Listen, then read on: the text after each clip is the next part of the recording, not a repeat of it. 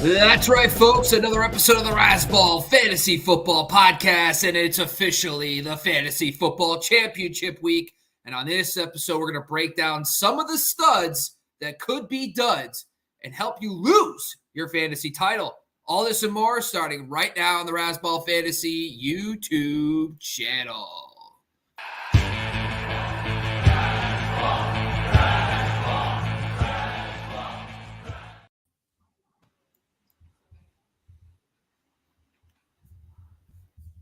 What up, Razzballers? Welcome back to the program. I'm your host, Scott Guasco. This is championship week for fantasy football, assuming you're playing in the proper leagues. We don't want it next week. We want it this week because certain teams might be buying it up next week. But I'm your host for tonight. We got a quad box coming at you hot. We have 35 and counting people live tuning in, so we're going to get right into it tonight. You can find all of our Twitter handles. That's Razzball NFL.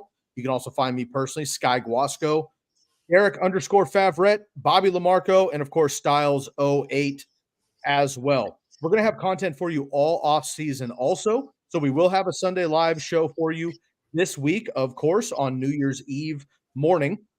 That'll kick you through the day. And then we will start kind of rescheduling, going through the NFL playoffs and kind of dialing it back a little bit in the off season. But don't go anywhere. We have plenty of content for you, including all of our articles for free on football.razzball.com.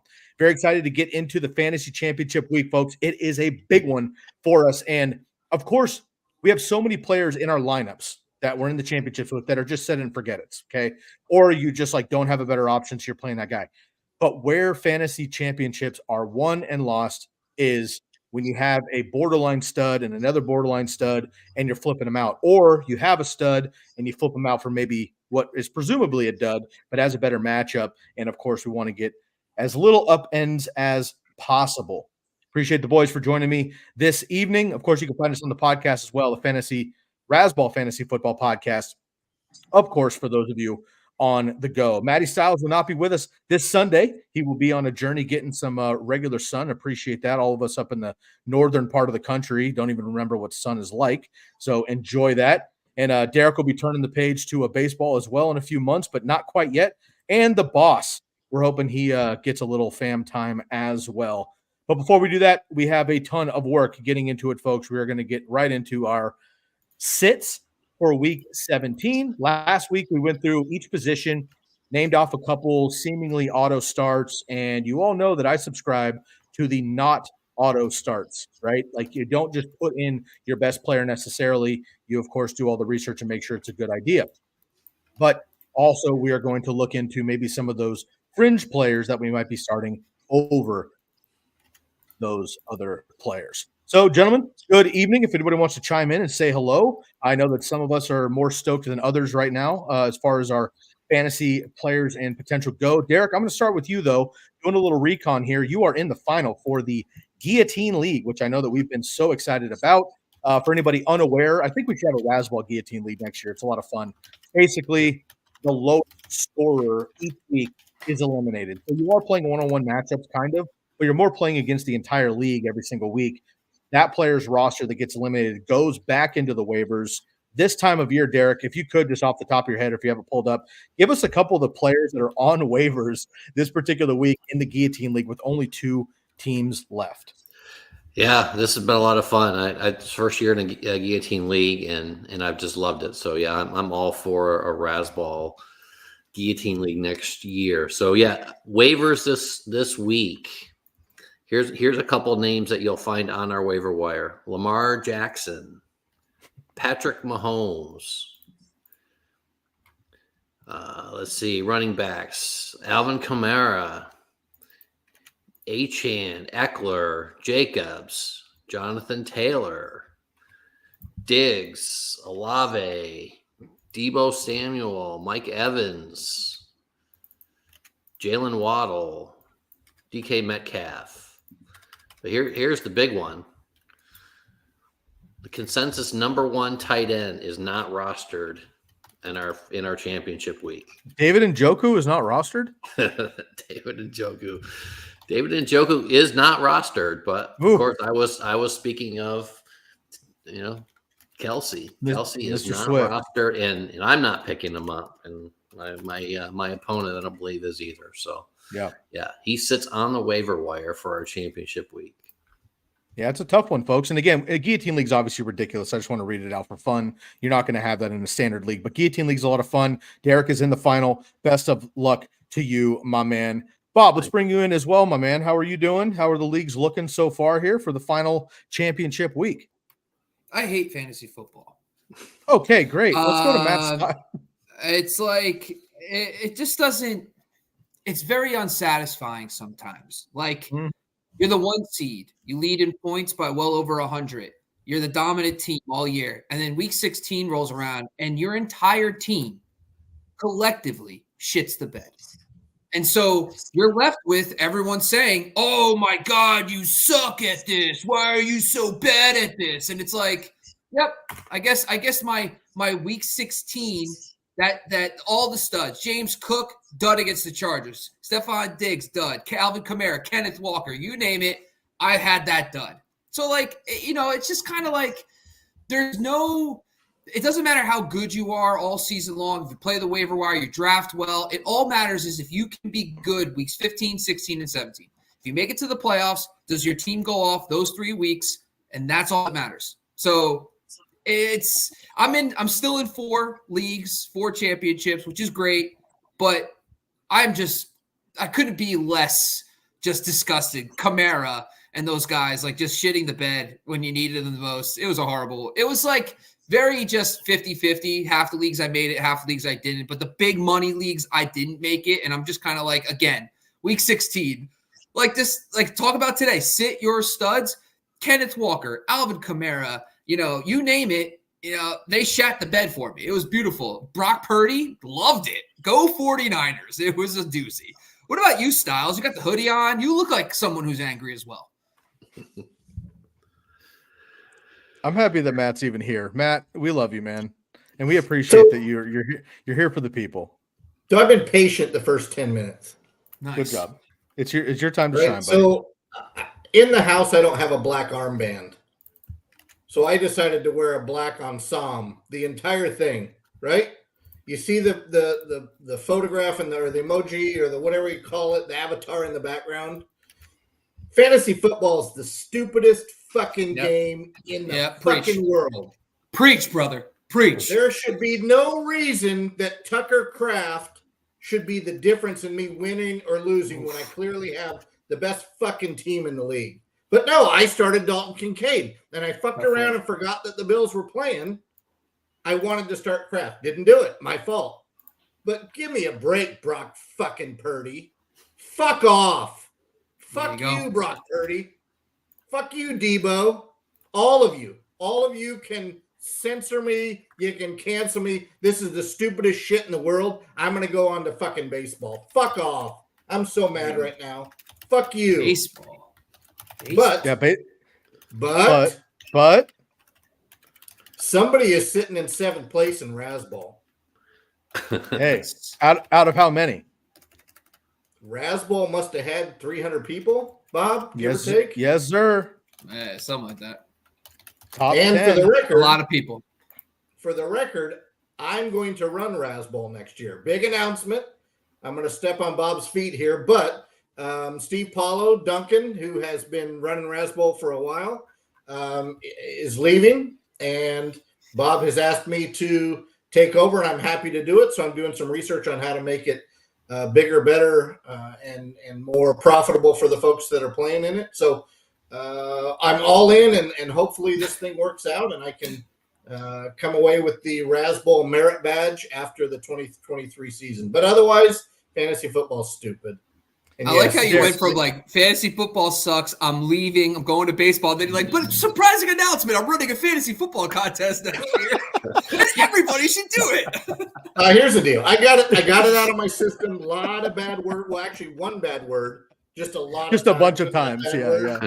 I feel a little bit better. I think that, like I put in the text thread, right, maybe this is the therapy I needed.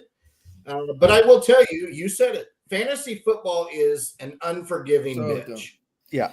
Okay. Right? And when people complain about the weather and they're like, oh, well, I didn't vacate my house, even though we knew the torrential rains were coming, and why did my house get flooded? Mother Nature is undefeated. Fantasy football gods are undefeated. I didn't talk. Ask Derrick. Derrick was in on the team that I lost, the one that's putting me into this funk. From day one, we looked at the roster, and I said, there is no way this team does not make the finals. Not win it, because I didn't want to jinx it. There is no way this team should have not been in the finals. Question. And by the way, here's the other decision. I thought to myself, I can't bench Purdy, even though Matt Stafford is on a fucking heater. Stafford over Purdy, I win running away. Tyler Kraft over Kincaid, I win running away. Baltimore's D, who I picked up to start, I left Cleveland's D in. I start Baltimore, I win running away. It's just an ungrateful. I love fantasy football. For it to turn on me every single year, right? It's like a girlfriend cheats. You say, we're done, baby, we're done. You move on. Fantasy football feels like she cheats on me every single year. And what do, Bob? What do I do? You got to come back. You decide to run a full league. You decide to run an entire 400-person league. That's what you do. You go in deeper. Go in deeper. All of the cheating fantasy football side chicks, go ahead and slide into my DMs. I'm here for it. I'll send you money. I will buy you. Man, hey. Twitter bots are excited right now. I'm a sucker. Styles 08 is going to get a lot of interesting Twitter bots. I might slide into a DM or two. Who knows? Tell me, Sky. Just tell me you have an OnlyFans account, right? Man, it's just us on the quad box, but just talking about pairs all day. That's all it is. That's our OnlyFans channel. So let me take a break. I need to be quiet for a minute. You guys just do your thing. Let your comments wash over me and see if I can settle down. Maybe Daniel and Jamie and some of our other listeners, if they want to chime in and tell me to go, quit. If the majority says that, maybe it's time. If they say hang around, then I'll hang around. They all love you, man. Even more so. Look, Jamie's coming into the DMs. We all love you, man. There's no chance. Daniel, looking for you to preach. You got all the support in the world around here, buddy. I got a question for you guys. Now, I know best ball is kind of not that exciting because you basically draft in August, July, and you don't do anything. But my thought process was to kind of my idea is that shouldn't the best teams for fantasy football be rewarded going into the playoffs? My always thought process was shouldn't the fantasy football regular season, shouldn't your average points? I always thought this would be a cool idea. You take your average points, that's your starting point, and every single week from there on, you play the regular week. So, if I average 140, the team I'm playing averages 125 all season. Those roll into week 15, and now you need to beat me by 15 points in order to advance. If you have a fluke week and you blow up, but you have to beat me by a certain amount. I always thought, God, there's got to be a way to even it out a little bit. It's my one league, I scored 160, 150. This week I scored 90. I haven't scored 90 in 2 months. In 2 months. And I'm this is so stupid. So I don't know. Is there any cool, innovative ideas that you guys have thought of in the past, or do you even like that idea or what? Absolutely. Derrick, I'll let you go first. Yeah, well, I was just thinking a week ago we were on this call and someone was just all, excited because he didn't have to pay attention in week 16. And now here we are complaining because he scored 90 points. That was week 15, Derrick, just so you know. Okay. Yes, week 50. Sorry. First round of the playoffs. I wasn't paying attention, quote unquote, because I didn't have any skin in the game, and here we are. Yeah, so Derrick wants to be a funny guy and pile on, huh, Bob? Yeah, no. I think the funny part is me not paying attention is still me doing a bunch of shit. I was just I don't really know. I am so far in the weeds that I was not in the weeds. I was just using I was just mowing the lawn that week. I was mowing the lawn. I wasn't using the trimmer. I wasn't in the bush trying to get the perfect bush or something. Hey-o. But hey, I know things just now. This is the OnlyFans channel. But yeah. Anyway, but thank you, Derek. I thought you were going to come up with a cool idea. Instead, you just wanted to take a shot. Anyway, over to Scott. Hey. Yeah. God damn. Don't worry, folks. We will get to some fantasy content, but it's a rough week for us. Here's the deal. There's what you call it to take away from this first 15-minute rant from all of us. We are just like you all. We are playing in these leagues also. We're in our super buddy leagues from high school for 20-something plus years, 30 years. We're in like new coworker leagues. We're in family leagues. We're in buddy leagues. We're in Razzball leagues. We're in fan leagues, whatever. So just understand that while we're giving you as much advice as we possibly can, we're giving each other advice, taking each other's advice, and we're in it with you. So it does hit us as hard as it hits you all, and we just have the platform in order to speak to you about it. So here we are. But we are also doing some good things as well, and there are some things. So Matt, unfortunately, is out of a couple of his leagues, but the Razzball rather, is again 300+ whatever people, and Matt's in the top 10. That's a massive accomplishment. If you just took 300 fantasy players and you were somehow in the top 10, that would be unbelievable. So congrats there. Bob is still in a handful of leagues. Derek is looking to take down the Guillotine League, which is incredibly competitive. And then I have a couple of championships I'm looking to get to as well. So we're still in it. We're getting after it. Bob, to your question, I do have a couple things that I've implemented in a couple of my leagues that I'm the commissioner of, and can kind of be more of a tyrant dictator, if you will. I've stopped asking permission in a handful of these leagues because it's a waste of everyone's time. But what we do is a couple of different things. We have the first 5 place per usual. The 6, I'm talking about a 10-team league or a 12-team league that have 6 playoff spots. The first 5 are regular, right? You're in the top 5, you're in the top 5. The 6th spot goes to the next most points, not record. So the 6th seed, even if they're, 2 and what would it be, 14 by that point or whatever, 2 and 12, and they have the 6th most points or whatever it would be in that position, they get that 6th seed. So they get an opportunity, because a lot of times your team can be amazing for a few weeks, get an injury, bomb, or it's a dud. You make a couple of trades, you start blowing up, but too little, too late. So we give those teams an opportunity. Another one is you can extend your playoffs. Most playoffs these days are week 15, 16, and 17. With the championship this week, of course, leaving next week out. What I've done is started it in week 14, 15, 16, and 17. And what I do is I do a two-week playoff.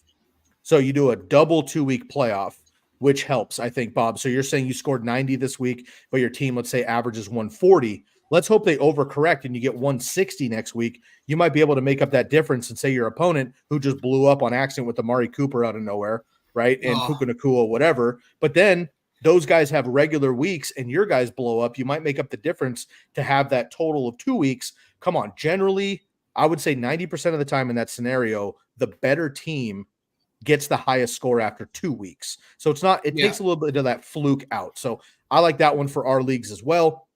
Another one is we do best ball all the way to the playoffs for seeding, and then we do 1-to-1. So you don't have a lot, you have the top 6 scorers, regardless of record, to get into the playoffs, and then you start doing 1-to-1 tournament, and whatever happens at that point. But those are just some alternative seeding and situations I've started to work through over the last couple of years. Yeah, I basically, going into it, we've done 2 games a week where you do head-to-head and then all play. So all 10 teams or 12 teams face each other, and the top half of the league gets a win, the bottom half gets a loss. So that's kind of really helped with the points issue and a fluke team getting into the playoffs. So that's really helped. But in the actual playoffs itself, the only thing I could ever think of was either A, roll over the points, or B, you play all play, where essentially it's the top 4 teams that week get the top 2 win no matter what. So it's not head-to-head. It's 4 teams are playing in the first round. The top 2 in points get advanced no matter who they are. And then the same thing goes in the second round. So the 2 highest scoring teams, I was in one matchup where I lost. I was the second highest scoring team on the week. The other matchup was garbage, and that other team's going to the playoffs. You're well, that's stupid. But the other thing, it goes the other way too. The next week you have 85, the other team has 83, and you win. So I'm not saying it doesn't go both ways, but any way you could kind of avoid that. I always thought fantasy, you don't play defense in fantasy football. So it's not the same thing as the NFL. It's not as head to head. I don't have as much control over what your team does after the draft. Yes, you could pick up waivers and stuff like that, but I like innovative ideas to keep things like fresh and new, but also like trying to get luck out of it as much as possible, in my opinion, is the best way to go. If you could get luck out of fantasy football, you're never going to get 100% luck out of it, but anything you could do to minimize luck is always good. But anyway, let's get to some stats. So that's luck and injuries. Yeah. Right. So Purdy has a terrible game last night. We all watched it. If he doesn't get injured, he throws the same touchdown that Sam Darnold throws or the same yardage, and I win.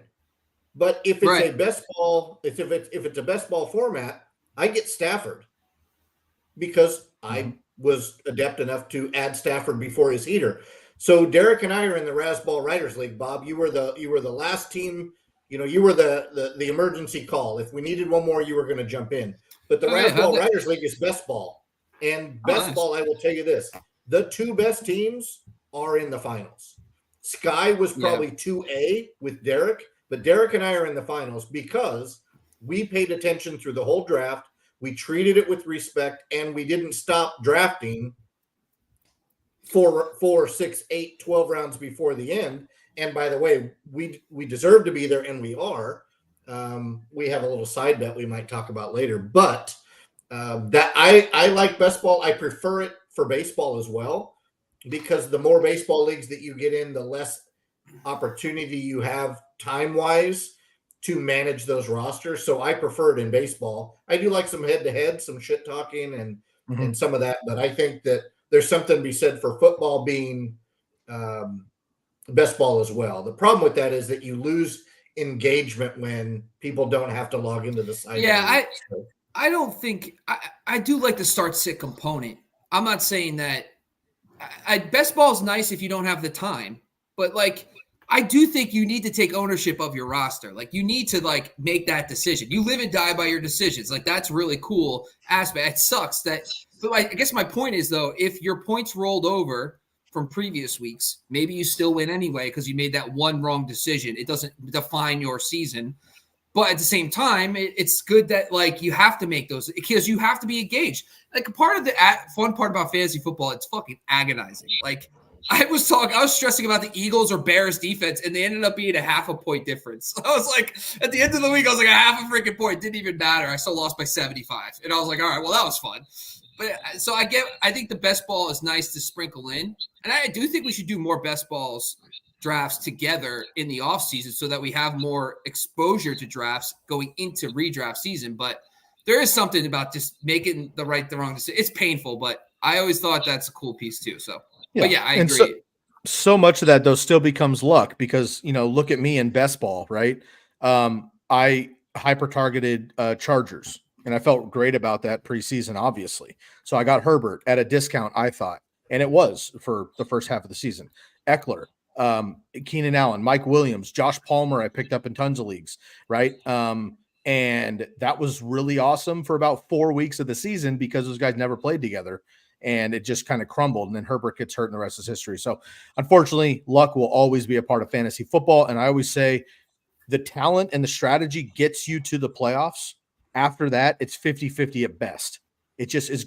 Somebody, starts Amari Cooper, who's been, borderline trash all season long, and shouts out to Joe Flacco. I get it. Joe Flacco.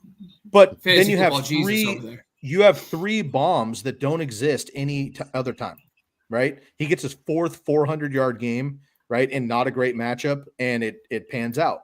Puka Nacua, not Cooper Kupp, has a massive game. The Raiders defense a couple weeks ago knocked a bunch of people out of the playoffs.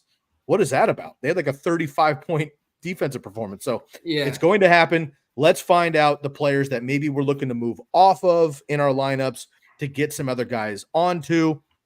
And I do want to give a shout out to Raider Nation. This is one of the few weeks in the last probably decade. Maybe we can cross-check, maybe 15 years that the Raiders have won and the 49ers have not. So I want to give a shout out to the Raiders.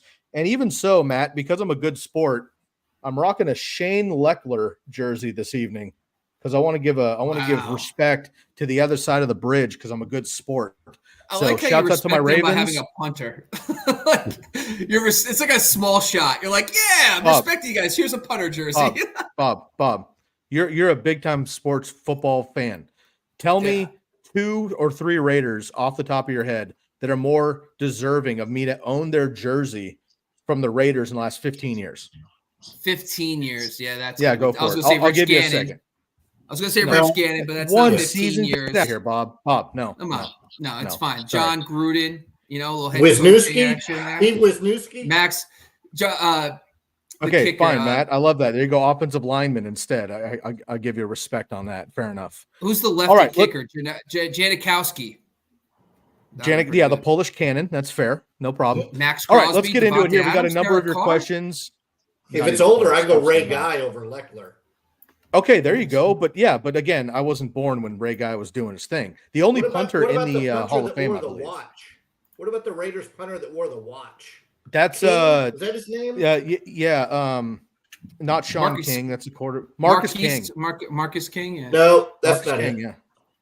Sure, look it up. I'll find We it. got to get going. I'll Let's find get in here. We got 25 minutes of shenanigans. We've got all of our rust off. Matt's in a much better mood. You can tell by his smile. Love to see that. Everybody had a very jolly Christmas. So I love to hear that. Let us be the last ones to wish everybody Marquette a Merry King. Christmas season. Marquette King nailed it. Well done. Marquette King. Napoleon Kaufman. I had his jersey as a kid as well. So I want to give a shout out to everybody who's still tuning in with us here. And we're going to get into quarterbacks, running backs, wide receivers, and tight ends. These are premier names. I'm going to give you a giant list, guys, and you're going to nitpick and choose one of these guys, or maybe it's somebody off the radar that seemingly is an auto start by name, by reputation, by performance this far, but you're not looking to actually start them this week. Now, if you're going to sit this player, who is somebody else, either off the waiver wire or maybe in a single quarterback league, you have another opportunity you would be putting in? Daniel, Jamie, George Play 01. Love to see that. I see you guys in the chat, and we will get to you here in just a little bit. Let us get through a couple of these guys here first. Let's start with the quarterback position. Again, these are seemingly auto start names. I'm going to throw them all at you. Derek, we'll start with you. We'll go to the boss, and then Styles, you can wrap us up here. We have Trevor Lawrence against Carolina Panthers. We have Jordan Love versus the Vikings. Justin Fields versus the Falcons. Excuse me. Lamar Jackson versus the Dolphins. Baker Mayfield, who's been absolutely on fire, versus the Saints. Jake Browning versus the Chiefs. Joe Flacco in a revenge game versus the Jets. And Tua Tagovailoa versus the Ravens. Derek, I'll start with you. Is there any player in this group here that you're looking to fade in week 16 or week 17 for your championship? Yeah, for sure. Actually, a few of them, but the one that leads my list is Tua. And we'll go back a few weeks. We did our projections for the playoffs, players to roster, players to fade, for the playoffs. And Tua was always on, really at the top of my list for the playoffs, and he's still there. Frankly, he is questionable with a thumb injury, but you look at the last 2 games, or he's had 2 20-point games since week 9. Just 2, and this week, versus Baltimore, he's probably not going to have Waddle to throw to. So, yeah, I don't like Tua at all here. Obviously playing Baltimore, that almost makes it an obvious sit. But even still, if it was a weaker defense, I'm probably sitting Tua and going a different way. Going to be a tough one here. And, of course, they got to get a full head of steam. And as we've already talked about, the Ravens absolutely dismantled the 49ers in the back half of that game after they started pretty hot and heavy there. Bob, let's go to you here. Anybody in this lineup that you're looking to fade as your top quarterback?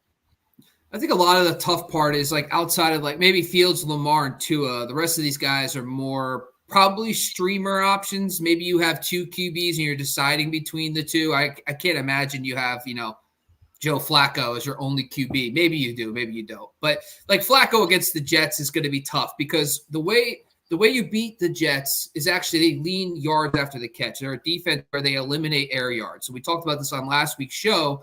Why we didn't like Terry McLaurin is because they take away the deep passing, and that's basically what Joe Flacco and Amari Cooper have done over the last few weeks. And so if the Jets take that away, it's going to be interesting if Joe Flacco can dink and dunk against the Browns. So I would say I'm a little concerned about him. The other one would have to be Trevor Lawrence. He just hasn't looked right. His weapons are all banged up. Christian Kirk, no Zay Jones. Now he's playing Carolina, which is like the hardest. I don't understand the Panthers defense. Like the Panthers have been a dumpster fire this season, but their defense, especially in the secondary and against passing games, has been so good. I don't really get it, but they have all their guys back too. I don't think I could start Trevor Lawrence against the Carolina Panthers this week, especially because the Panthers don't want to get into a high-scoring game, even though the Packers defense, by the way, talk about busts. Talk about how the Packers defense against the Panthers as a bust. It was up, the hoodie's back up. But that's a perfect segue to you, Matt. But I'm not really feeling Trevor Lawrence against Carolina, even though, they sprung a little bit of a leak last week. Yeah, because it'll make me feel better to not be wrong by calling Derrick out. Remember Derrick on the Sunday show wanted to hear our feelings on the Carolina D. Anybody want to talk about that? No, because we all made bad calls. So I'd rather not start this. But shout out to A.J. Dillon for scoring the touchdown that would have put me into the finals, and it wasn't Aaron Jones. But, I'm probably considering Trevor Lawrence on the pine, but more I'm along with Derrick that Tua seems to be the guy that you want to sit. And it's scary to do that, but with no Waddle, and I believe Cedric Wilson Jr. is dinged up, Robbie Chosen. We can talk about that at a different show, why this guy thinks he's Cher. And can change his name every other week, or not Cher. Who was it that changed his name every? John Cougar Mellencamp. Why is Robbie chosen doing that all the time? I don't get it. But anyway, I digress. I don't trust Tyreek by himself, and I think Miami's going to run the football because now they have 3 healthy running backs. Sky, help me with the third one. Mostert, Achane, and Jeff Wilson Jr. There it is.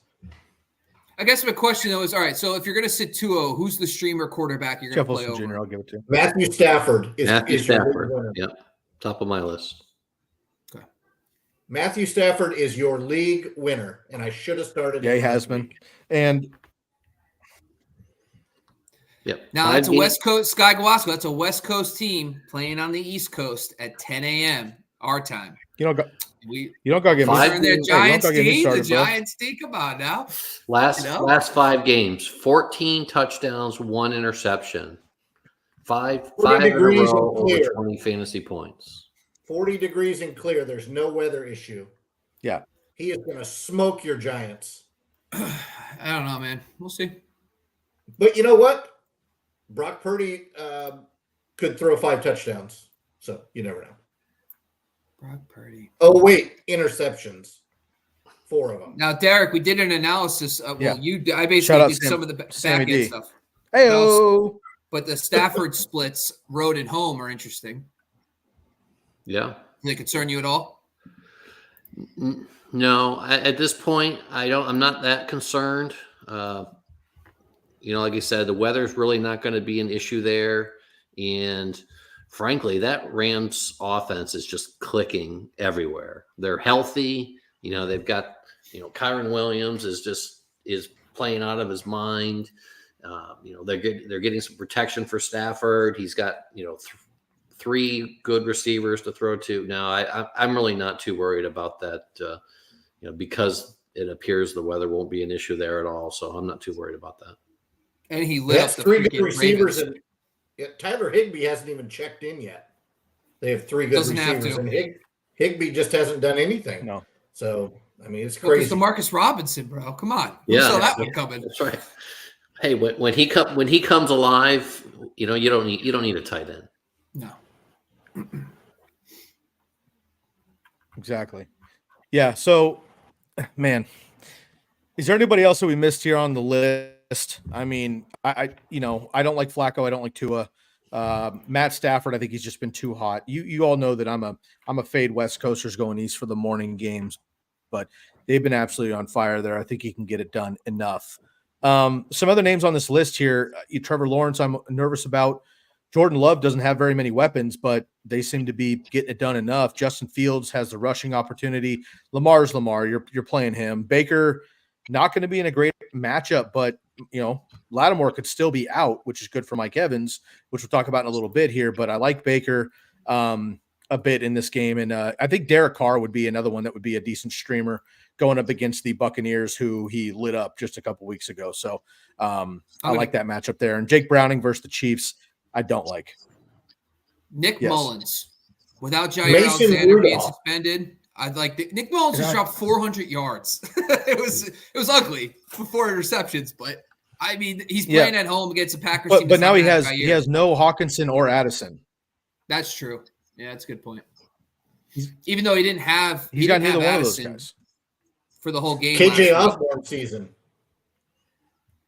Yeah, KJ is a great pickup, but I don't know. I mean, Mullins is Mullins. He's a decent streamer if you have to go elsewhere, I guess. But I don't love a number of these guys. Are there any other quarterbacks we want to get through before we move on? Derek Carr is also a good start. No. Let's get to a quick. Yep, Derek Carr would be my guy.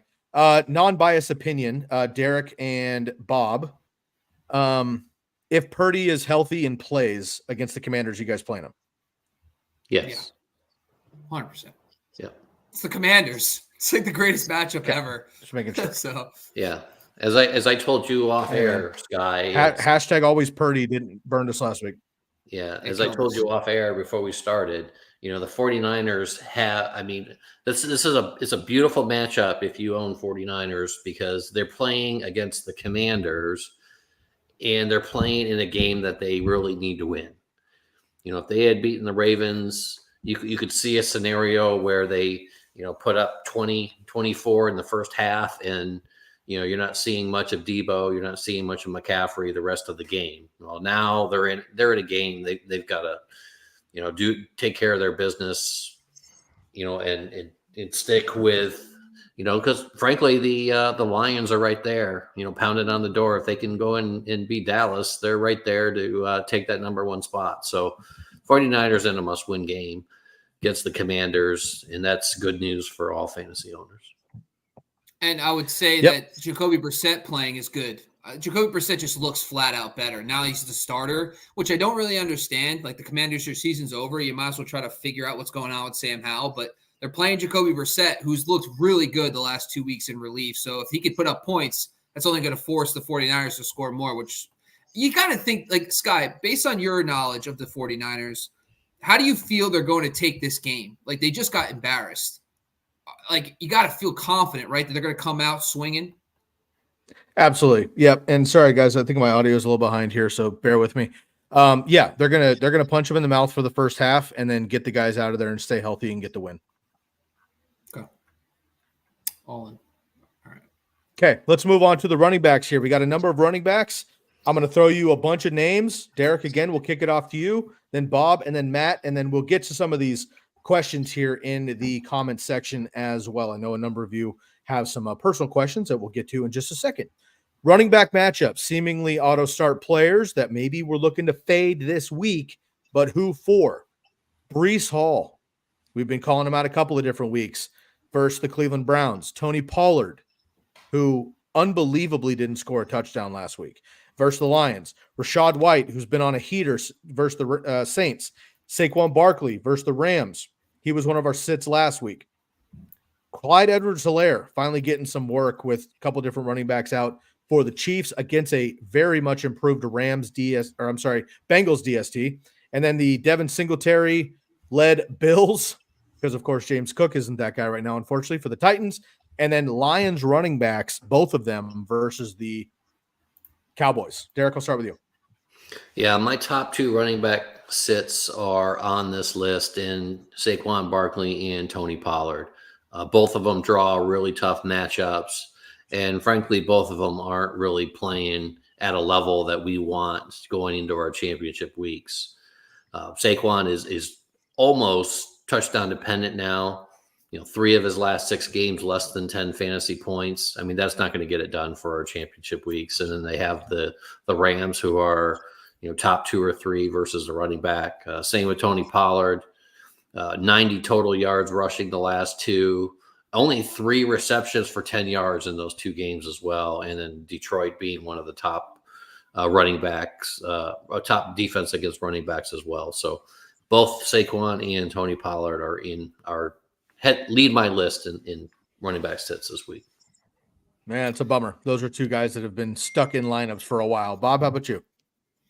Yeah, I think Breece Hall worries me. I know his workload was absolutely insane. He had like 32 touches last week, which is, against the Commanders, who defensively have just thrown it in. I mean, anybody's who's good is going off against the Commanders.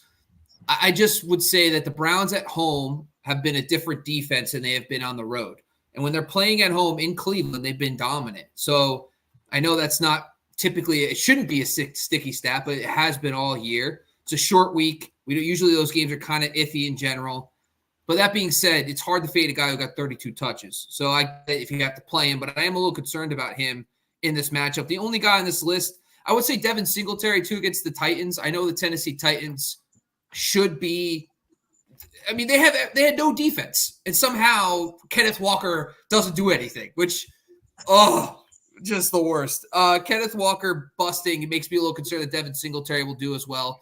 Plus, they keep doing this weird thing where it's 1 week, it's Dameon Pierce gets a couple more touches, and Singletary again. So I'd be a little concerned about him as well. Yeah, Matt? For me, CEH is never a start for me. Singletary has bit me too many times. I'm sitting both, but I'm also consistent with Derrick. I'm not a big fan of Pollard this week, and I'm not a big fan of Saquon this week, but I think you run Saquon out there because you have to. He's clearly you're going to be your RB1 on that team. Tony Pollard probably is as well.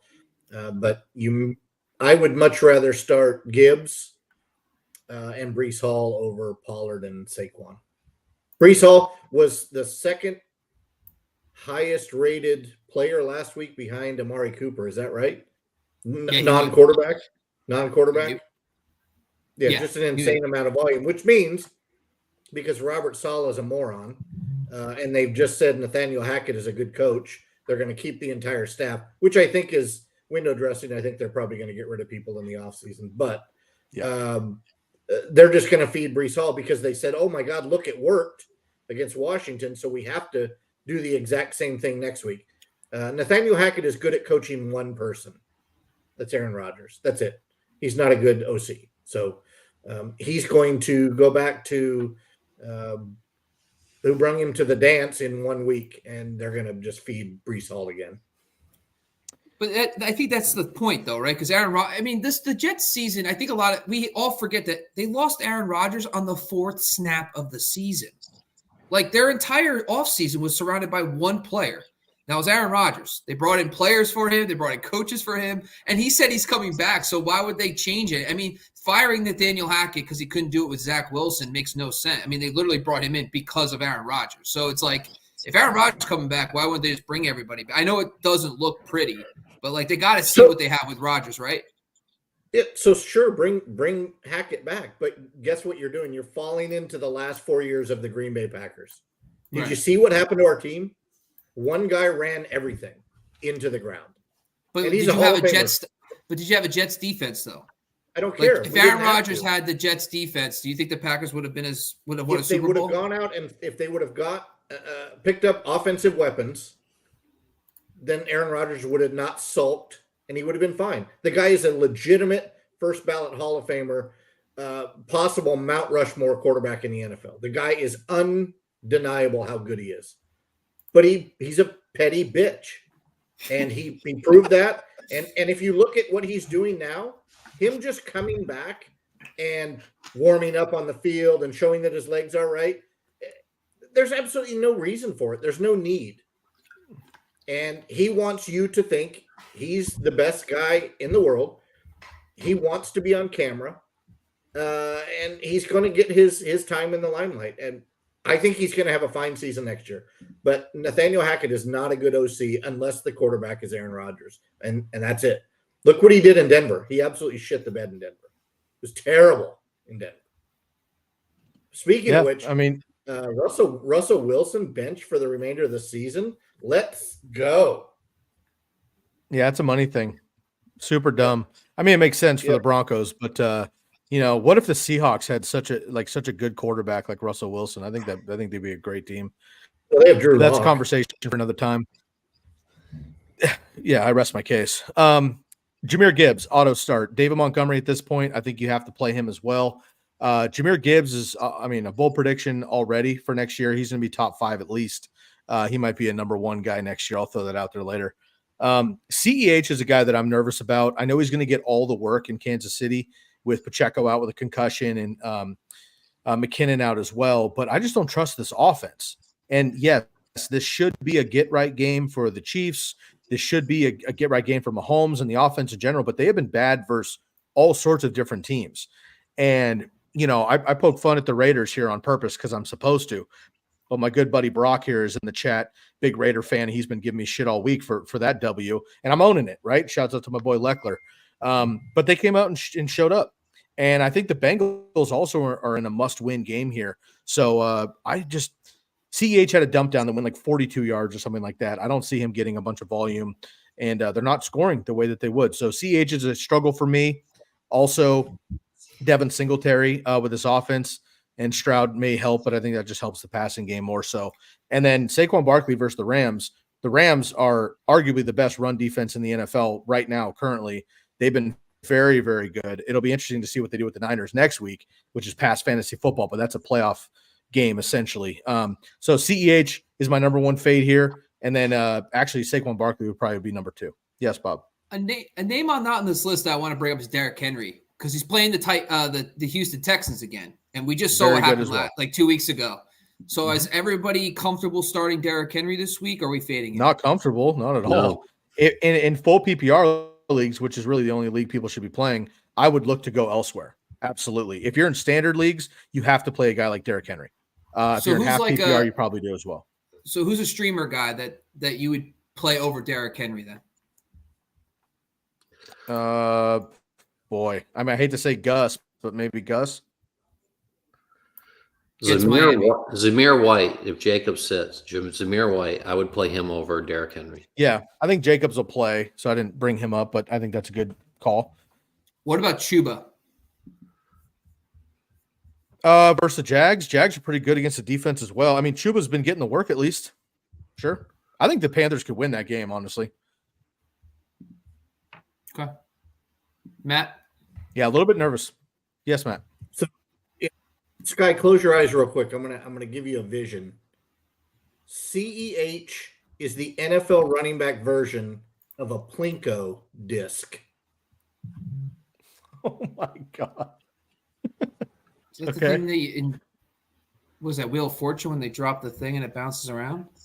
Price is Right. Price is Right. Price Right. Oh. But good enough, Bob. Give it to you. He just kind of bounces around. Well, Bob did. Bob went evening game show. Price is Right was daytime. Yeah, correct. Bob, remember when you used to fake being sick and you stay home from school and then you watch Saved by the Bell, Family Matters, and then Price is Right? Bob Barker. Does this change your opinion, anybody? B just tuning in. Chuba's Canadian. Does that change anybody's opinion? The Jags are like the weirdest. The Jags defense they are terrible against pass catching running backs specifically, and they're good against on the ground. So like, I don't know.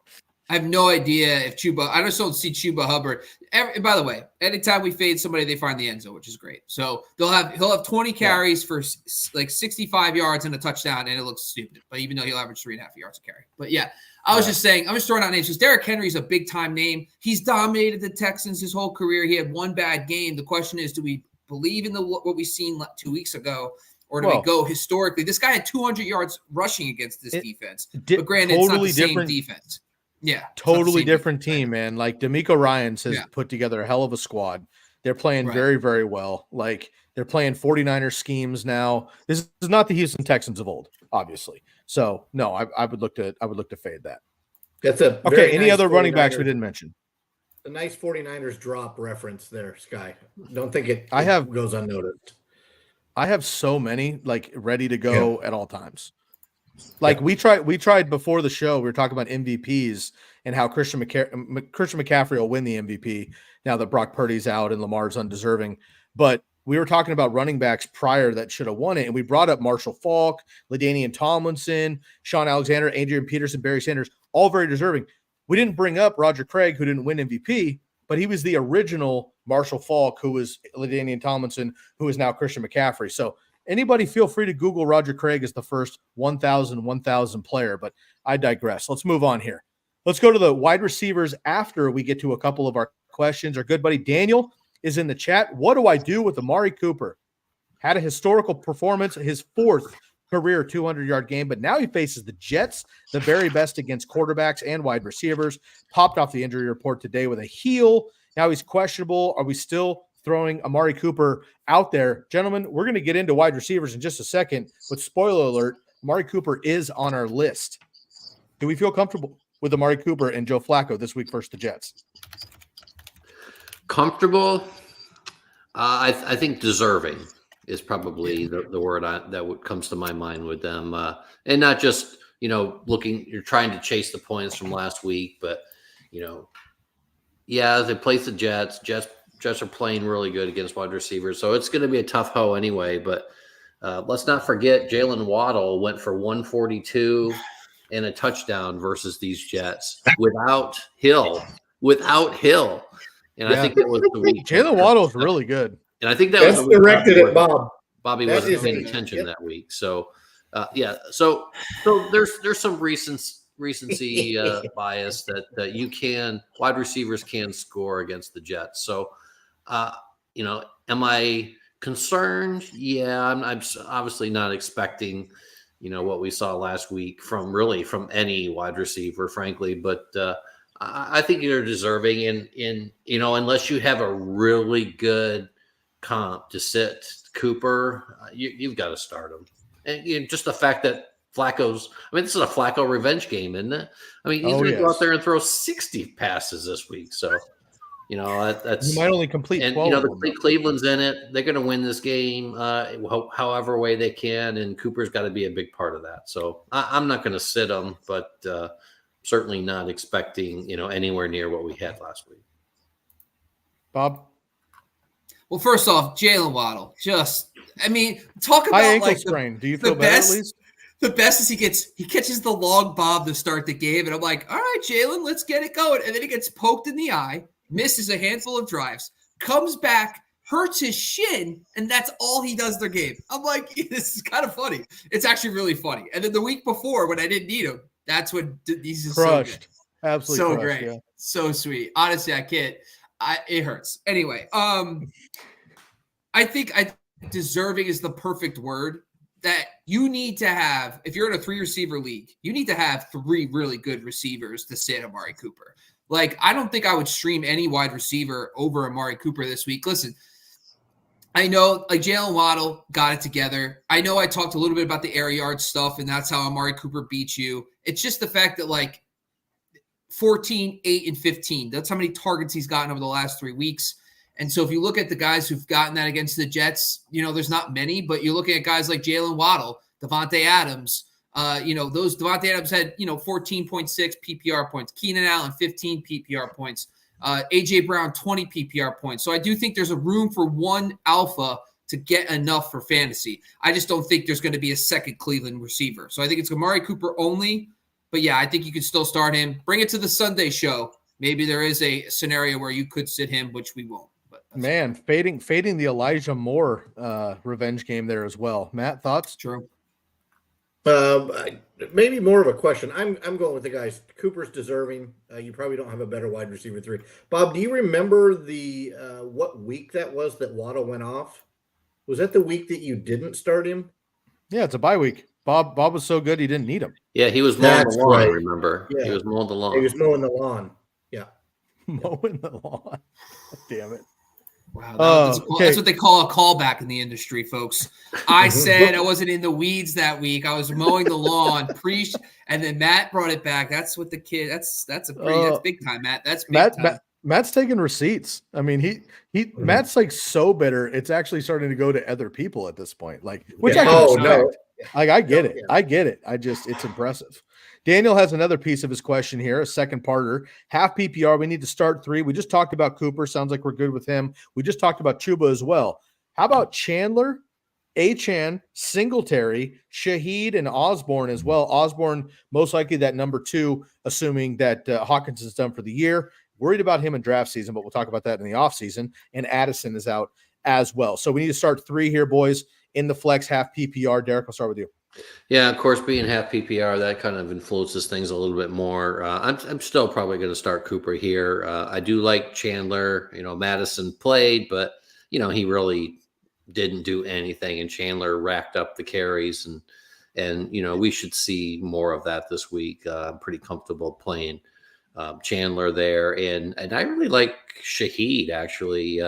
Olave's on the injured list. He'll probably play, but there's points to be had against that Tampa defense, and and the way the Bucs are playing, I mean that could theoretically be a shootout. Not necessarily like some of the other ones we've seen, but for these two, it's not going to be a 13-9 game. Like you could get to 50 plus points here. So I like Shaheed as well with Cooper and Chandler. Devin and Chain is going to just like, when we're all finally just giving up on him, he's going to do it, right? It only takes one play. Oh, it's the worst. I mean, the good thing is Texans are back home. They get Stroud back. That offense could be healthy again. I can see maybe Singletary falling into the end zone. I like Shaheed too. I like that call. I'm going to actually go Cooper in for me. That's fine. Shaheed in. That's great.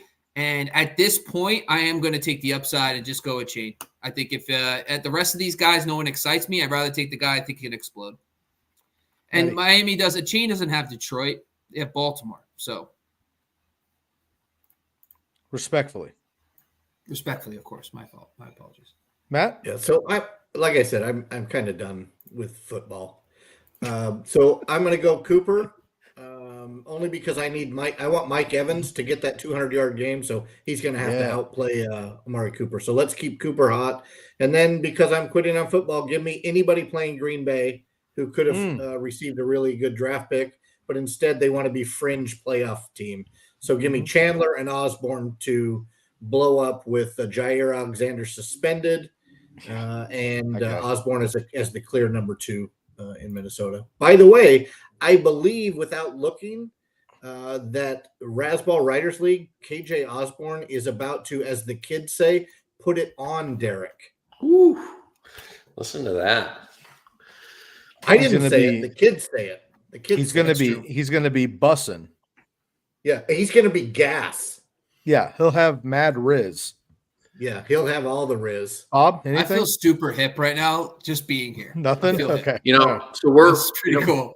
Just as an aside real quick, like I said, Matt and I face off in that Razzball league. And, if we have an idea for a side bet, but if anyone else, either on the quad box or listening wants to give us an idea for a really fun side bet, we'll take that under consideration.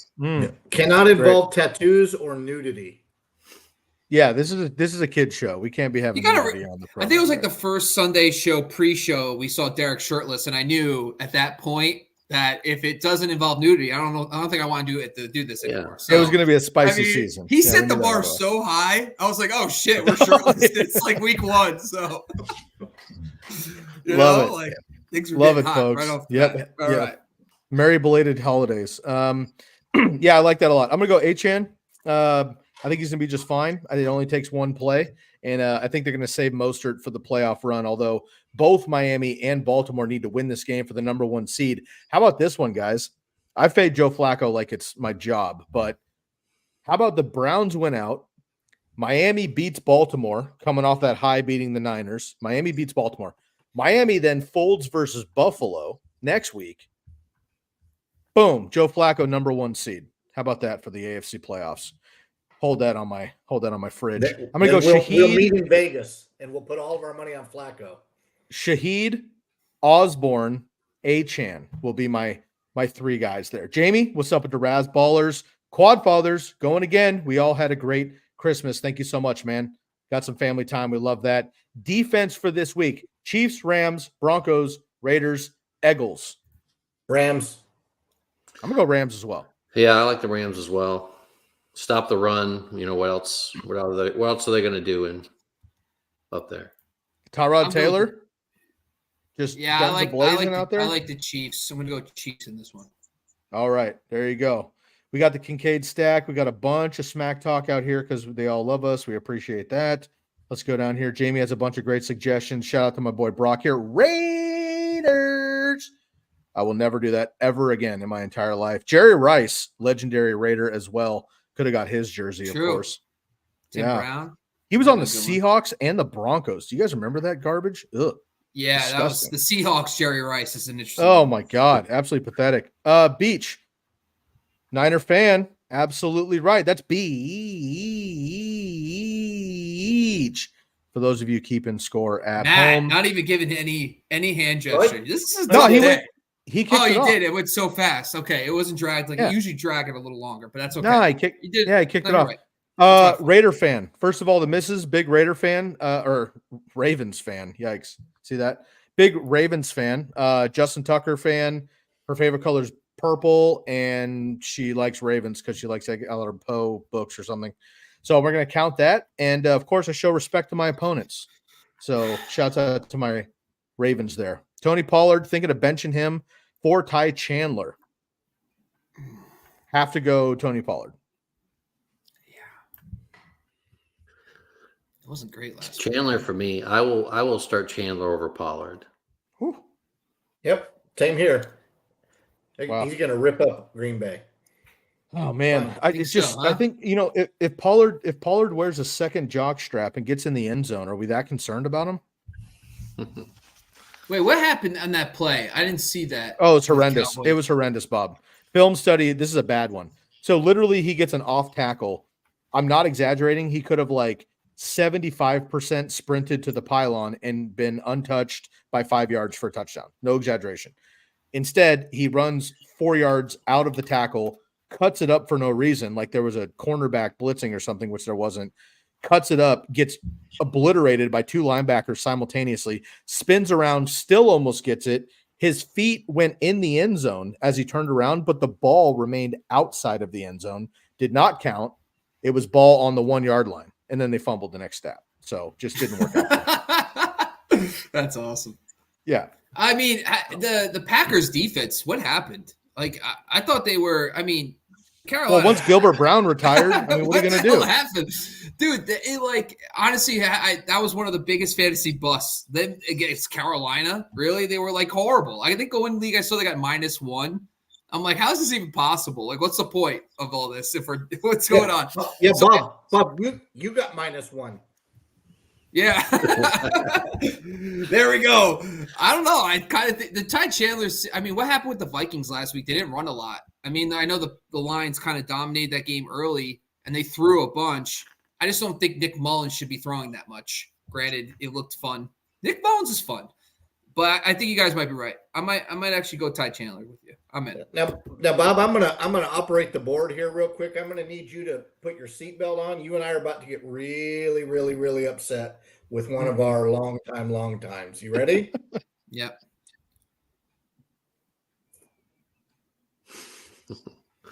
First of all, I asked you all weekend to say his name. Say his name. I did it twice. You didn't do it. I did it prematurely and then counted for it. Yep. And he scored. No thanks to you, twice. Robert. No thanks to you. Was not thanks to me at all. All my DeAndre Swift didn't even matter, though. Didn't even matter. I lost by 70 in the leagues that I have, so it's fine. Yikes. And Beach, we're all Browns fans for the next 2 weeks. Love that. Daniel loves the fact that I know what Riz is. And then Amari Cooper might be getting sat for his teammate David Njoku this week in the flex. And look, I know this might seem a little crazy, but the Jets really are that good. And Carolina is third worst for quarterbacks and wide receivers as well. So let's jump into these wide receivers. We've talked about a lot of questions. We're already at an hour in here. Let's get into the rest of these. We got Eric chiming in as well. Eric, welcome to the program. We'll get to your question here in just a second. Let me dive into these wide receivers. We talked about Amari Cooper, so we're going to skip over him. DJ Moore at the Falcons, T. Higgins versus Chiefs, Mike Evans and Chris Godwin versus Saints.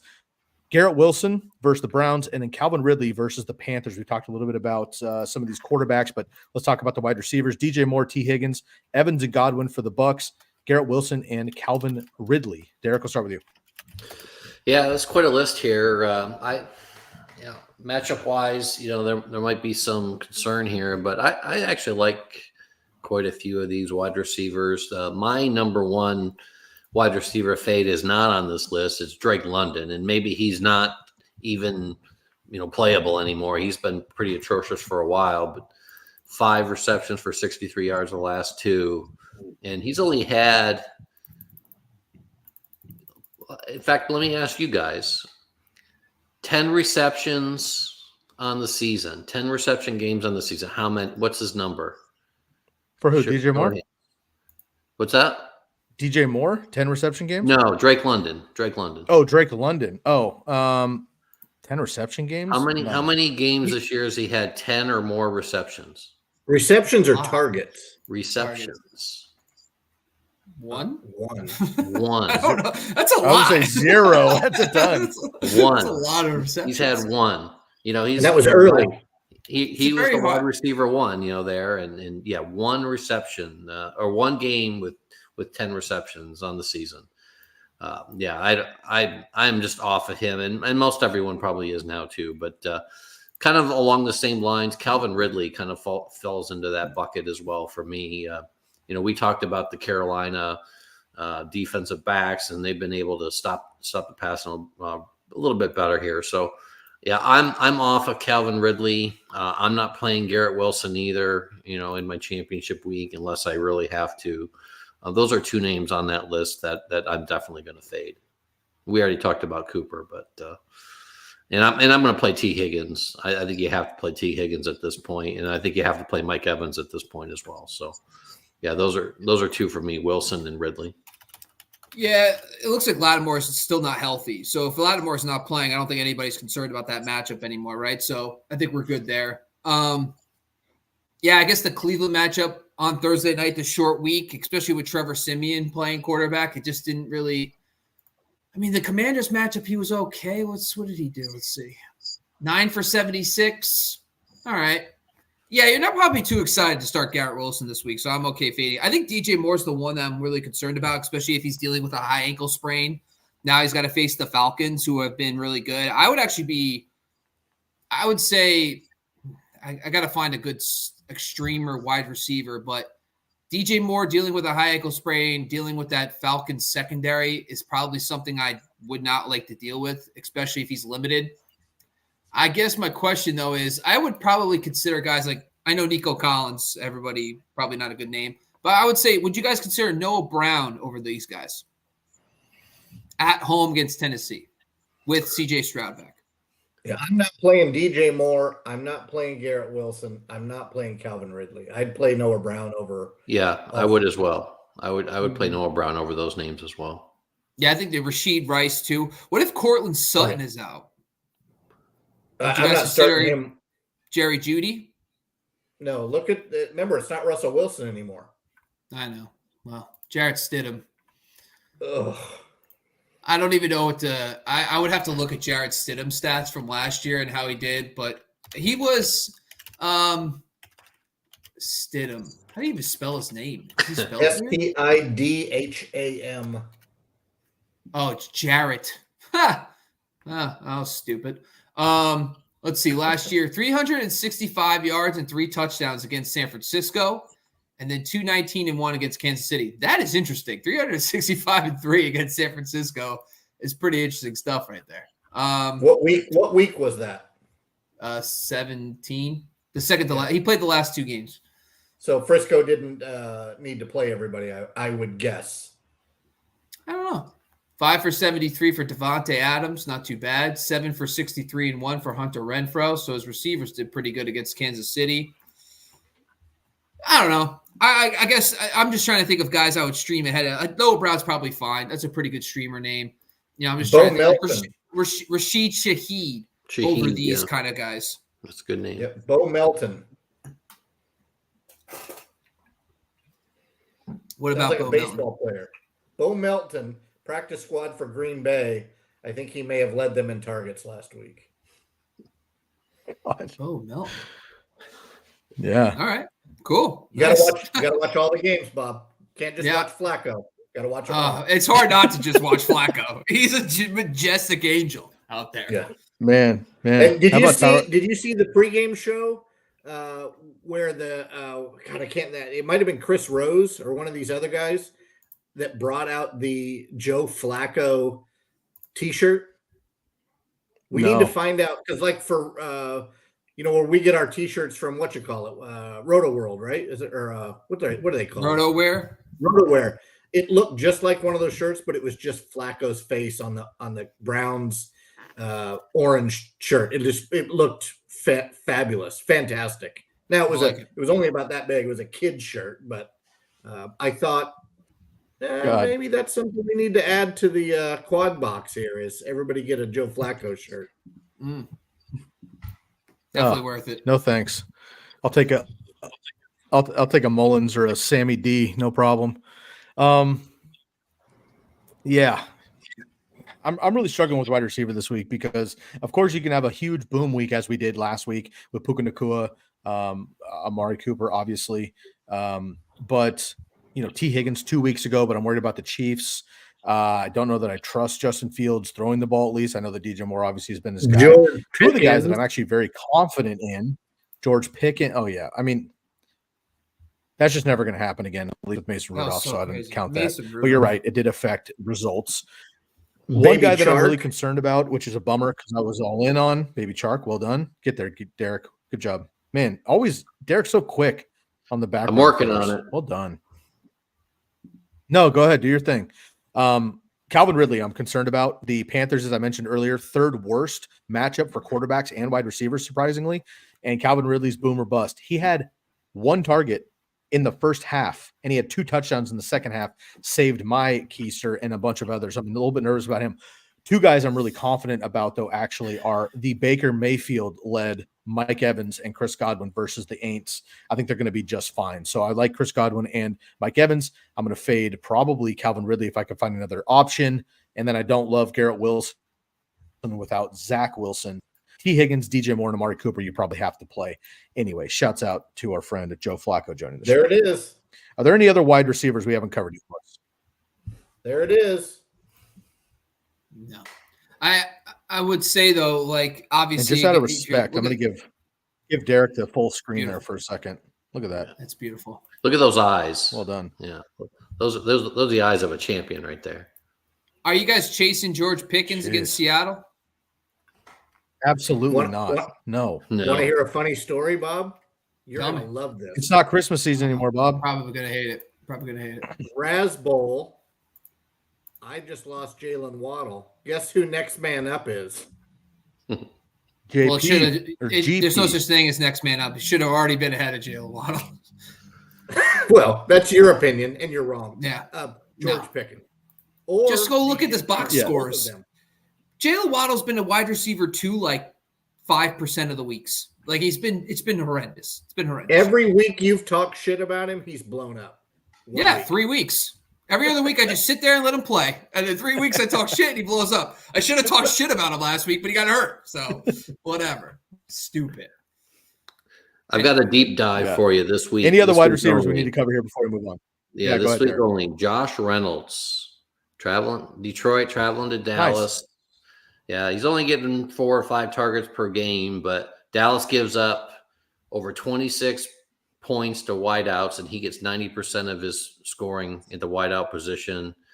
Dallas, understandably, focusing on Amon-Ra, Laporta, and Gibbs. I think Josh Reynolds could just kind of fall in there, disappear in coverage, and come out at the other end with a long touchdown. So yeah, give me a little Josh Reynolds, especially in DFS. A DFS. Yeah, play. DFS too. I mean, don't forget about Jameson Williams as well. I mean, you're looking for a one trick pony, but Demarcus Robinson's another guy we brought up a couple hours ago here with the Rams. I mean, he's been the number 3, but he's had double-digit PPR points in 4 consecutive weeks, and Puka and Kupp are getting it done, but Demarcus Robinson's doing it too. And look, I know it's kind of funny when you're like a third stringer. Can you keep it up? This guy was absolutely legit for the Chiefs. He really was for a number of years. He was the distant guy behind Tyreek Hill, obviously, but he had some big, 150 plus and 2 touchdown games with the Chiefs as well. So he's obviously not a number 1, not even a number 2 on the Rams with Puka and Kupp, but he's a great number 3 option, and Matt Stafford's on fire. So if you're deep diving anyway, Demarcus Robinson has been on a tear lately. The Giants, you guys are picking on the Giants defense. I don't think it's a good idea. The Giants defense is not the problem. They are not that bad. It's the offense that's been bad. I don't think you're going to see Demarcus Robinson, Cooper Kupp, and Puka Nacua and Stafford have 300 yards, 3 touchdowns. Well, everybody blows up against the Giants defense. Okay, but what happened last week against a better opponent? It wasn't Cooper Kupp. It was Demarcus Robinson and Puka. So I'm saying, I'm not saying sit Cooper Kupp, obviously. I'm just saying, he's getting triple coverage. So Matt Stafford is a veteran's vet, right? And he's going to find the guy that's open. And right now it's Demarcus Robinson because you have to account for the run game and Puka Nacua. And Demarcus Robinson's running free out there, man. He's been on an absolute tear. So it doesn't seem right because he's number 3, but, whatever. Any other wide receivers before we move on? Tick, tick, tick. Nope. Okay. Daniel's back here. We got another quick quarterback question here. Jordan Love, Mullins, same game, or Browning versus the Chefs? Derek? Well, I'm looking for a ceiling play here from a quarterback. Give me Mullins and his 400 yards passing. Bob? I'm going to go the same. Yeah, I would have some fun with it, and I would go Nick Mullins. Matt's going to go Baker Mayfield. Just makes sense. I mean, look at that scowl, too. Who has a better scowl, guys? Baker Mayfield or Matt? No, Matt does today. It's definitely Matt today. Yeah, 100%. I appreciate the goatee, but I'd like to see Matt in just kind of a little bit later than a 5 o'clock shadow, but just a mustache. Yeah, maybe a headband. Yeah, get Matt a headband. Well, nice. Well, Halloween's the wife says no mustache. That's usually the wife rule. Isn't that lame? Yeah. Wives, am I right, guys? You know what I mean? Nope. They're so beautiful, and I love them so much. Oh, Bob, you're not. Don't hurt me, please. You're not married, Bob. It's true. I'm only a fiance. It's true. It's like I'm trying to be, though. I'm trying to be. Yeah, you guys are already locked in. I'm not. So back off. All right. Locked in is a loose statement. Yeah. Very quick. This isn't fantasy analysis, but just respect for Beach here. Broncos or Steelers? Which franchise has fallen off lower? Just 10 seconds or less, Derek. Steelers for me. Well, I mean, we didn't expect a lot with the Broncos. They made a nice run, and then they've kind of come back down to earth. But I mean, the Steelers, they've lost 3-4 games in a row. I mean, they were running away with that division, and they're not even going to make the playoffs at all. And I mean, they're big disappointment. And although they've only had 3 head coaches in their history, I don't see them making a move. But boy, I don't know. Tomlinson I think he's getting towards the end of his time there. And they just need I mean, once Joe Flacco goes over there in free agency next year, they'll be fine. But they just need a quarterback badly. Bob, Broncos or Steelers? It's Matt Canada. What the hell was the Matt Canada thing? I don't understand. For so long, too. Dude, please. Everybody, I applaud. I just ask you, go to Sports Reference and look up Matt Canada's college stats. He was at colleges for 1 or 2 years, and he kept bouncing around. No one wanted him. It's not like he was a tenured LSU OC. And then out of the blue, the Steelers are like, you know what? I like this guy. I'm going to put him as the OC. What? It made no sense. Mike Sullivan and Kenny Pickett, and they're trying to figure all that out. But the Broncos, I think Sean Payton's going to figure it out. I think he's taken a shit sandwich, and he's actually made it decent. And then he's going to figure out the quarterback thing. He'll be fine. He's going to probably go get some random. He's probably going to get Jameis Winston, bring big band back together. Ugh, no risk it, no biscuit from New Orleans. Have a little fun. But I would have to say Steelers. Matt. Yeah, I've never liked the Broncos, so I'm going to stick with the Broncos. I think all this is I think this is all relative to where they've been. The Broncos since Peyton Manning haven't been the Broncos. They're a historic, maybe a top 10 franchise in football lore potentially. but they have not been where they used to be. So the Steelers have a reputation annually, and we know that they're not that team anymore, but they've been ground and pound, smash mouth. And like, since that AB, Lev era, it just hasn't worked out there. So I'm going to have to say the Steelers, unfortunately, but I don't think they're done. I think they'll rebuild. And I think Mike Tomlin will be just fine. All right. A couple quick questions, and we'll get to tight ends and defenses and get out of here. Shaheed or Downs, quickly around the horn. This one seems easy, but Derek, I'll start with you. Shaheed. Bob. Sorry, let me just go to Matt first. Matt. Shaheed. Shaheed for me. Bob, back to you. Shaheed. Nice. Good job. Pollard or Achane?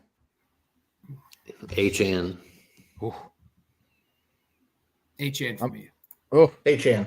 Oh, I'm going to stick with Pollard, but obviously I'm outvoted there. All right. Would you play Carr over Mullins this week? I would personally. Yeah, I don't really. I don't really mind either one of these matchups, to be honest with you. So if Chris Olave plays, I'll lean Carr, and I expect him to play, so I would lean Carr. But if for some reason he is out, go with Nick Mullins. The Saints, are they home this week? Where is the Saints? Who are they playing? Saints play the Bucks. I understand. They're on the road, though. In Tampa. I'm gonna go Nick Mullins. Ooh, Nicky Moles. Okay. Maddie, you're in on this already? I prefer Baker, but I'll start Nick Mullins. Now, mind you, Eric Carr's going to throw for 300 by just taking the field. I don't know how he does it. I just don't know, but he throws for 300 every week. I'm just going to say one thing. The Bucs defense was finally healthy last week for the first time probably in 2 months. They had both starting linebackers, both starting cornerbacks. Vita Vea was healthy, and they embarrassed the Jags. So I know the Bucs have been kind of a dumpster fire all year, but they have been so hurt by injuries. That sounds ridiculous, but yeah, they've been banged up all year. They've finally got their guys back, and I think Todd Bowles is legit. So I would just be a little concerned with I know the Bucs defense has been kind of bad, a good matchup to exploit, but I just think the Jags last week kind of showed that when they're healthy, they're good. That's in my 2 cents. Rolling on by. Fair enough. Eric Vaughn wants to know here, are you starting the Garrett Wilson hometown narrative? So they're playing in Cleveland. He went to Ohio State, whatnot. Right. Or Adam Thielen, PPR here. Derek? Give me Thielen. Yeah, I'm not really not on the Wilson train there. And frankly, the Jets offense, even outside of running back, especially, I'm not really into that. So give me Thielen. The Jags are one of the most out wide funnel defenses. For some reason, they're really good against slot receivers. So I don't think it matters because the matchup's bad for both. But in full PPR, all right, I guess Adam Thielen's fine. I would actually, you know what? No. Garrett Wilson. Go Garrett Wilson. No, you had it right the first time. Thielen. That's okay. Yeah, same Z's. I'm going to go try-box here with the Adam Thielen take there as well. Eric, appreciate that. And how about the hometown narrative? Shouts out to Eric for bringing it home. Let's get to these tight ends and DSTs and let these folks get to bed. Tight ends, Dalton Schultz versus the Titans. Sam Laporta versus the Cowboys. Evan Ingram versus the Panthers. Dalton Kincaid, if we still want to talk about him, versus the Patriots. George Kittle, who had almost 300 yards in the first drive last week and then was disappeared versus the Manders. And then you have Dallas Goedert, who also played well last week, and he's up against the Cardinals. Which of these tight ends here, the big names, are you looking to maybe fade, and for whom?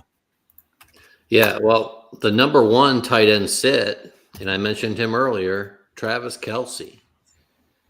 He's a league killer. He's a league killer. Don't play him if you have a better option. Look at the matchups, not the names. But from this list, he's playing Cincinnati. Yeah, I know. Yeah, but Cincinnati's still, terrible against tight ends. They are. You're right. But he's had one touchdown since week 7. Boom, roasted. Regardless of opponent. Kelce, 1 touchdown sinch week 7. 0 100-yard game since week 7. regardless Pat of matchup. Freiermuth roasted the Bengals. Yeah, I don't know. Yeah, I mean, you're going to roll with them, but I'll tell you, and it's been kind of a running joke in our guillotine league. And Sky, you were one of them. Every team that owned Kelsey got cut within 2 weeks. Every single team, one or two I was weeks the after original, they I think. picked them up. So, but that being said, get back to the program. Kincaid for me, for sure. I mean, he's got to be an automatic out at this point. And I don't really mind the rest of them. I'm starting Laporta in my league over Kelsey, honestly. But I'm a little weary of that matchup there for Laporta. Not expecting 2 or 3 touchdowns, but he should have a decent game. So yeah, out of that list, Kincaid for sure, and I'm lukewarm on some of the other ones. I think the bigger question is who's a stream. I think Chigakongwu against Houston has kind of looked good over the last few weeks. He looked good last week. The question is, would we start Chigakongwu over these guys? Because there's not really that many streamer tight ends right now that, I mean, I guess could Josh Oliver, the backup who's going to replace TJ Hawkinson, would that be something notable this week? Would you pick him up and start him over one of these guys? I do think that would be a good option, only because Addison is out as well. So the targets have to go to somebody. And they're going to scheme it up. The tight end position is just big for that offense. And Nick Mullins targets the tight ends, even with his days back with the Niners. So I actually do like Josh Oliver. I don't know about over these guys, but in general, a streamer. Over Kincaid. Kincaid's fucking trash. He's done. Even though Josh Oliver, actually it was Johnny Mundant, believe it or not. 3 targets, 1 reception, 23 yards, ran the most routes after Hawkinson got hurt. Not sure if we really trust that one, though. Him and Oliver split work, it looks like. Just a thought. No, the reason why I'm just saying, Kincaid, I agree, is not on the list either. I think if you want to I think Chigakong was probably the streamer tight end. Would you guys? I know you guys are big Taysom Hill guys. They're playing Tampa. Taysom Hill season's over. Oh, yeah. I mean, Juwan Johnson though is an option. Maybe he's had touchdowns in back-to-back games. I don't dislike Juwan Johnson, but look, maybe Darren Waller got dropped or something. I know it's crazy to think that, but he was out for 2 months and he didn't have a great game back. Last game was horrendous, but he had the targets. Tyrod Taylor likes the tight end. I don't know. Just trying to think. Raise your hand if you had Waller being tight end 1 through 5 coming into the year. That was me. Yeah. I mean, Tyrod, I think Tyrod being there, I think Tyrod's a much better quarterback than DeVito right now. It is what it is. I know, bop it a boop.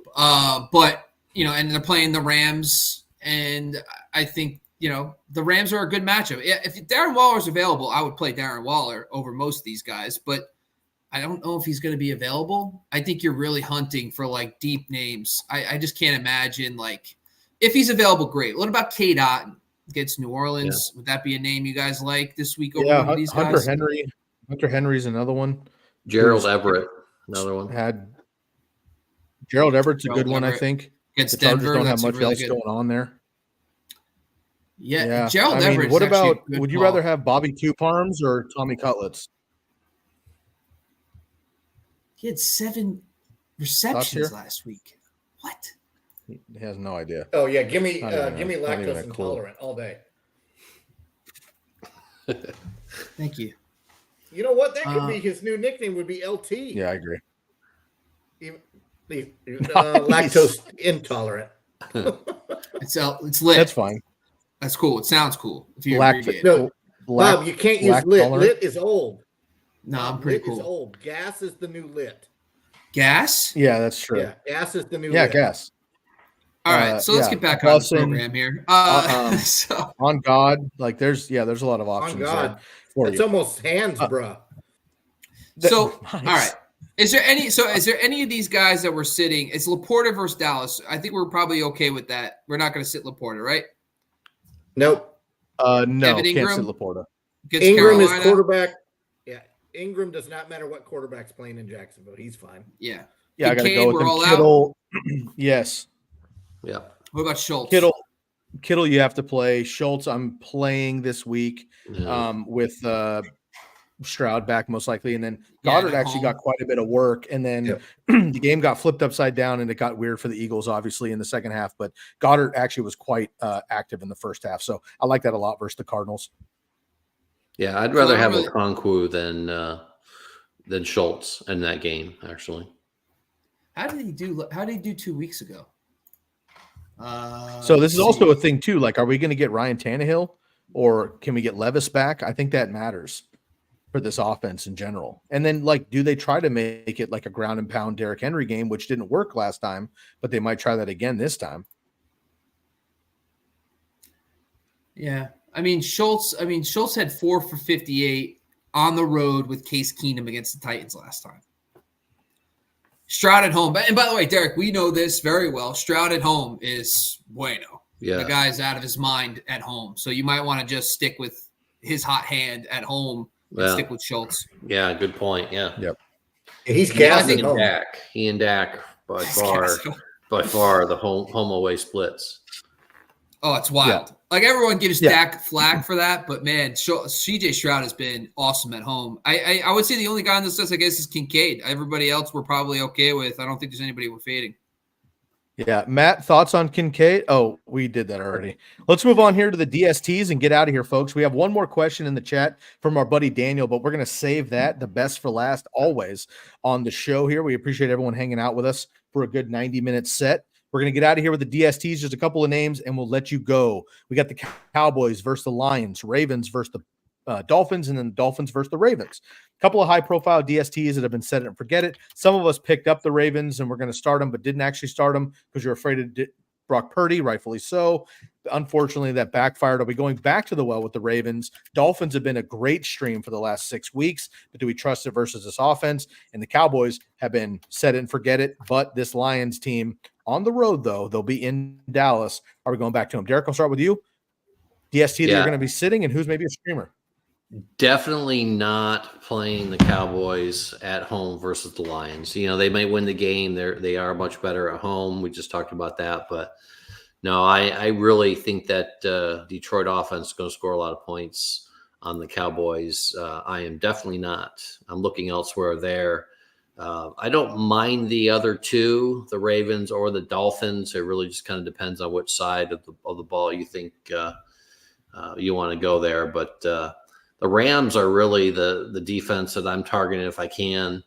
You know, they're probably owned, so it's not like you're going to go out there and get them. I wouldn't.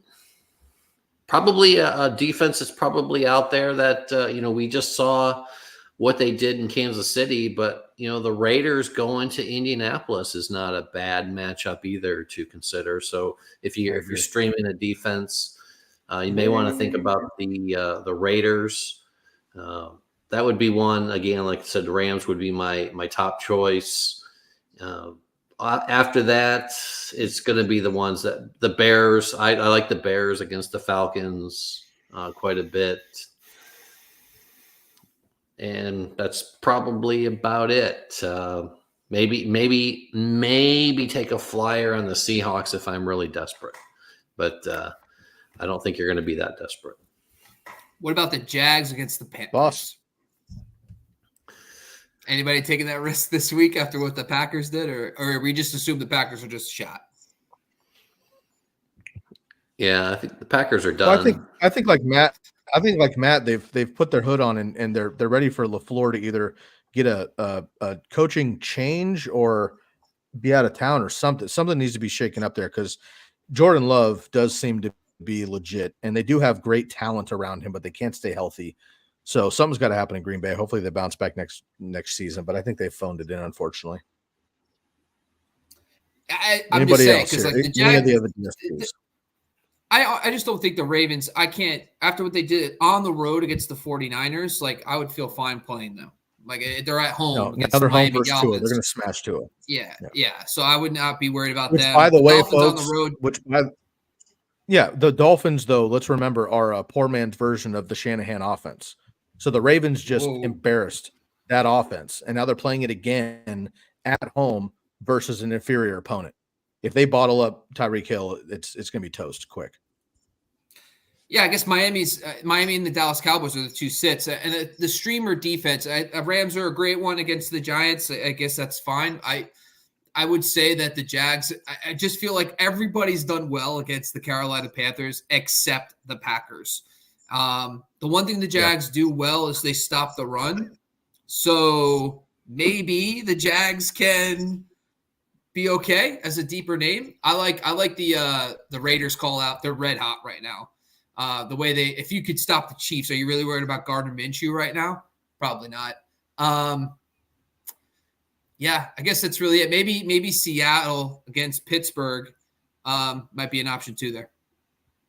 Yeah, let's get to a couple more questions here and get out of here. Daniel's got a few DST questions. Raiders versus the Colts, the Broncos versus the Chargers. Then you have the Jags and the Panthers, which we just talked about as well. Which of these DSTs would you prefer, Matt? Why don't you just let Bob talk about how terrible Green Bay is, and then that would mean Jacksonville is probably the better play. But I don't know. I mean, Bob and I, it's almost hands, bro. It's almost hands. On God. On God.